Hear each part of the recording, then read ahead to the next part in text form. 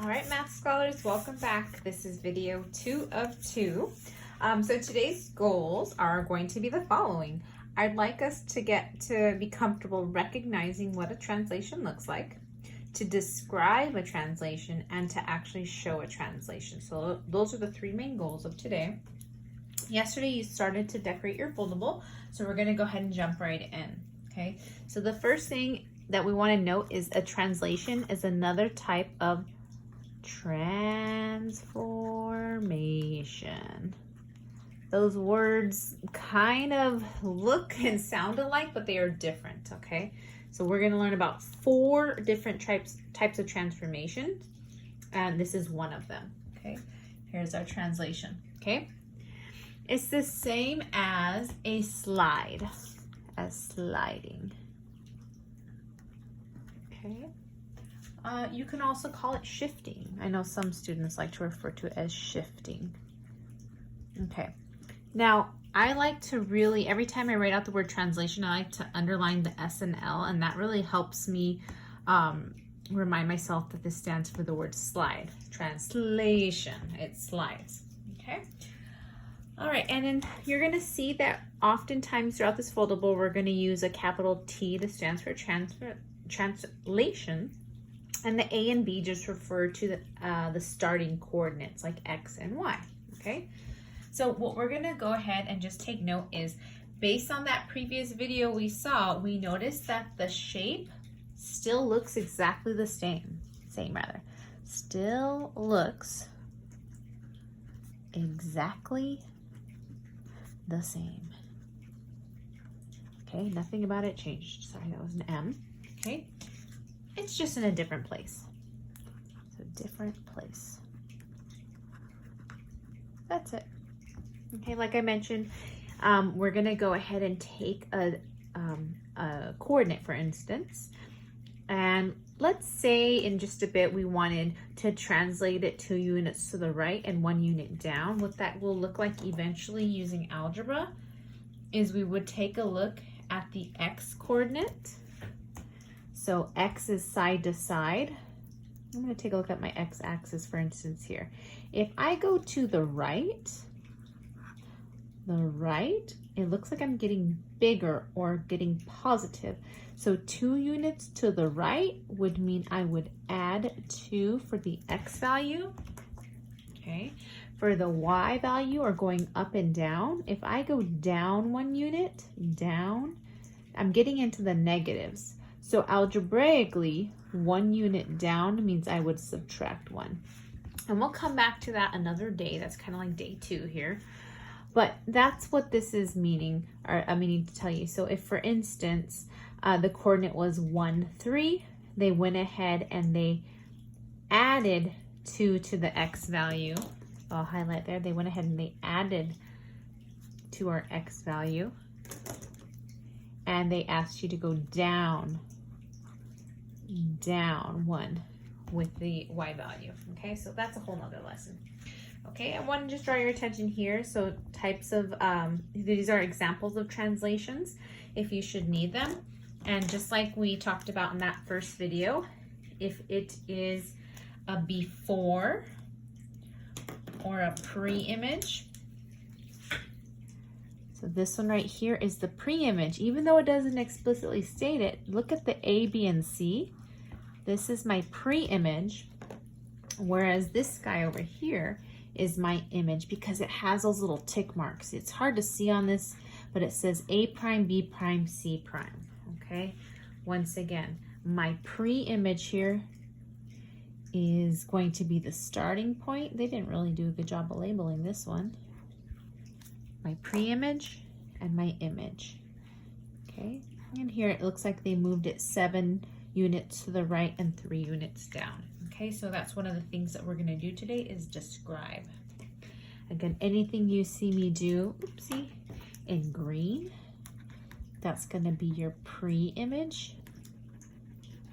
And anything you see me do in pink, I'm being very purposeful here with my colors, this is gonna be your image. This is the after, this is the before. Okay, all right, So I'm gonna go ahead and go to the next page here. First of all, if you really want to, you can cut along here just to kind of keep it more interactive. You don't have to. Okay, I'm gonna go ahead and open up our notes to this first section here. So first of all, how to recognize if something is a translation. I'm gonna cheat a little bit. So I have here a clear piece of who knows what. And I'm gonna go ahead and just trace here. I'm gonna trace my pre-image. That was terrible. A, B, C. So here's my A, here's my B, and here's my C. Or A prime, B prime, C prime, because I'm about to translate it. So let's test out if A is a translation. If I slide this, again, I can't turn it, but if I slide it in any way, will that match? Yeah, no. Okay, let's try this one here. So here is my pre-image. Yeah, no. Okay, and let's see if I slide it. Not so much. Okay, let's try it. And winner, winner, chicken dinner. So B is an example of a translation. Okay, I can go ahead and confidently pick. I have my choice here.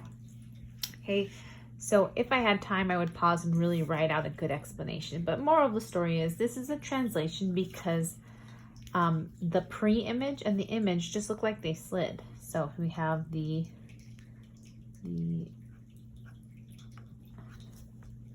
image,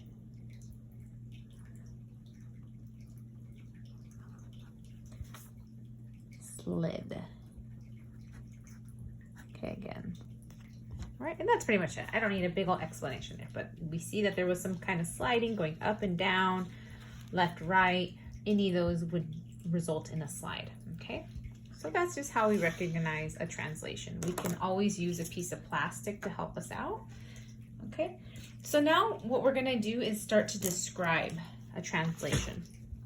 So let's, first of all, again, I'm a very, very big fan of highlighting.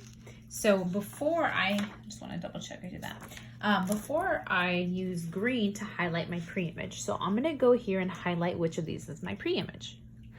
I wonder if you can get a head start and see which one is your pre-image. Look closely. Okay, remember the one that does not have those prime marks, this is going to be your pre-image. The other one that has those tick marks, prime marks, that was a terrible outline, man. I'm on one today. Okay, so we got my pre-image ready to go. Pre-image. Oftentimes, this is half the battle, knowing which one was your before, okay? This is my image. Okay, now what I'm gonna go ahead and do is pick a vertices. Pick any point that I want. Like, I'm really liking this N right here. So N and N prime. What you're gonna wanna do is take a point such as N or H or O or T, and you're gonna see how it's moved, how it's shifted, how it slid. So to get from N to N prime, it looks like it went over this many units. Okay, and it looks like it went down this many units. So I'm gonna take a moment and actually count those. I went 1, 2, 3, 4, 5, 6, 7. Okay, so 7 units to the left, excuse me, to the right. Okay, and how much vertically? 1, 2, 3, 4, 5. 5 units down. Okay, so verbally, I'm gonna go ahead and communicate that. Okay, the figure NHOT translated 7 units to the right and we said 5 units down. Okay, now again, be careful. Oftentimes students make a mistake and they like to count the lines or the dots. We're not doing that. We're counting how many jumps. So I'm taking a hop. 1, 2, 3, 4, 5, 6, 7. I know it's tempting to say 8 there, but it is 7. Okay, so that's basically how would we describe it. Again, half the battle. Make sure you acknowledge which is your pre-image versus which is your image. Okay, second to last example here. Example number 3, we're gonna actually physically translate here, okay? And again, I could do that with like a little cheating tool if I felt like I needed to, like a plastic piece of paper or a paper, or you can even use those whiteboards in the desk to help you out with that, okay? So if I really wanted to cheat here, again, this isn't really necessary. I could go ahead and acknowledge where S, U, and N is. S prime, U prime, N prime. And I could follow the directions here. Okay, remember left and right is an X value. So I'm gonna move this in the X direction rather, and up and down is a Y direction. So this is my Y movement and my X movement. I could, if I wanted to, take this whole plastic piece here and I could go ahead and go 5 units to the right. 1, 2, 3, 4, 5. And I could go ahead and bring it 3 units down. 1, 2, 3. Okay. Or you could just physically do it yourself. Okay. I find that that's easiest for me personally. Okay. So I'll just take each vertices. I'm going to move each of them. 1, 2, 3, 4, 5. There's my S prime. There's my U. Oh, my bad. And bring it down 3. 1, 2, 3. Pretend like that didn't happen. I'll go back and erase that guy. Okay. U. 1, 2, 3, 4, 5. Bring it down. 1, 2, 3. Okay. Here's my N. 1, 2, 3, 4, 5. 1, 2, 3. Okay, and I can go ahead and connect those line segments here. Okay, and if you really want to take the time, you can again highlight which of those was your pre-image. I'm very much so a fan of highlighting and keeping track of which is which. Pardon me while I look for my whiteout. Okay, I don't see my whiteout, so we're just gonna bring, oh, here it is. It never happened. Oh gosh. All right, well that was a fail.